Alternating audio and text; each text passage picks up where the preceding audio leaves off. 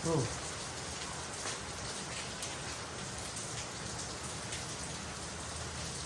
Good morning. Lakas ng ulan. Pero kailangan mag-exercise pa rin tayo para hindi manghina.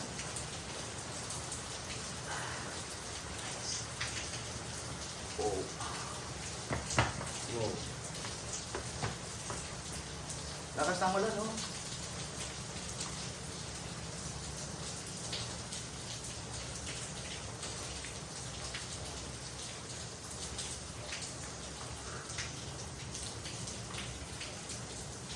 Tapos na tayo mag-treadmill sa baba.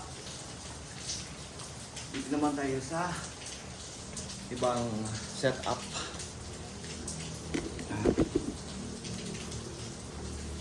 Oh.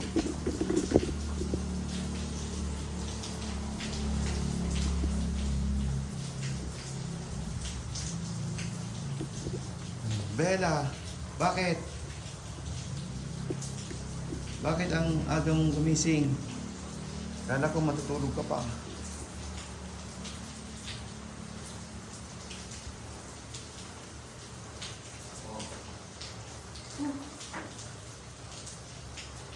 Medyo pinagpamisa na tayo dahil sa treadmill sa baba.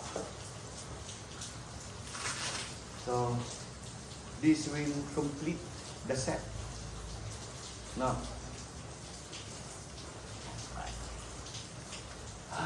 Wow. Oh. Wow.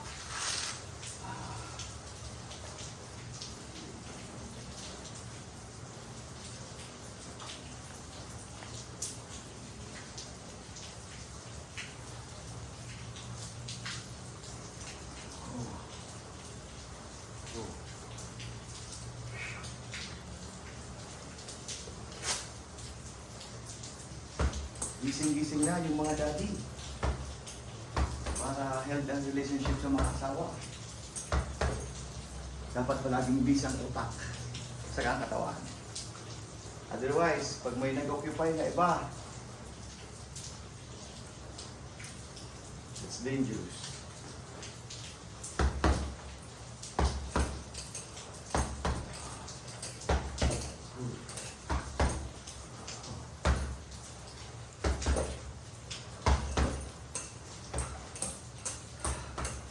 By the way guys, napag-isipan kong gumawa ng mga video contents tungkol sa mga napapanahong issue sa law enforcement.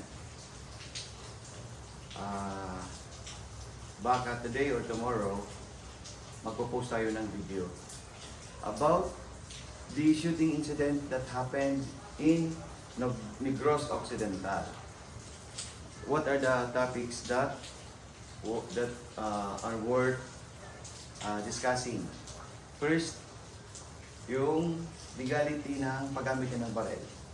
Doon sa unang napatay, saka sa pangalawang napatay, and doon sa dalawang natamaan ng stray bullets. Doon sa dalawang natamaan ng stray bullets, ang term natin yan sa PNP ay collateral damage. Kailan ba pwede maging liable ang pulis sa collateral damage? Kailan naman hindi liable?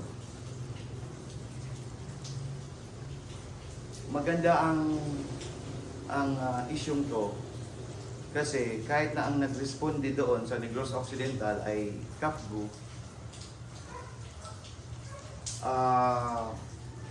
kaparehas ng mga sitwasyon na nire-respondihan nating mga polis.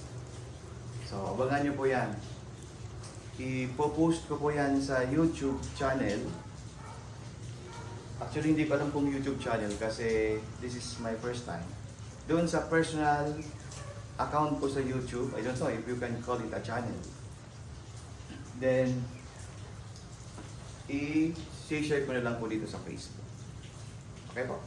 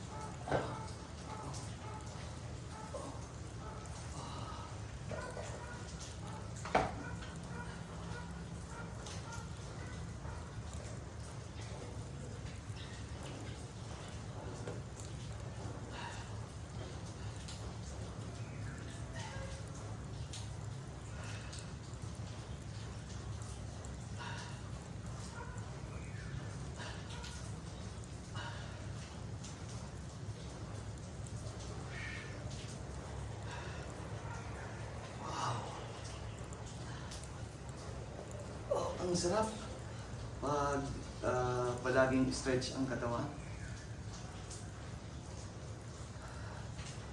Palaging high moral.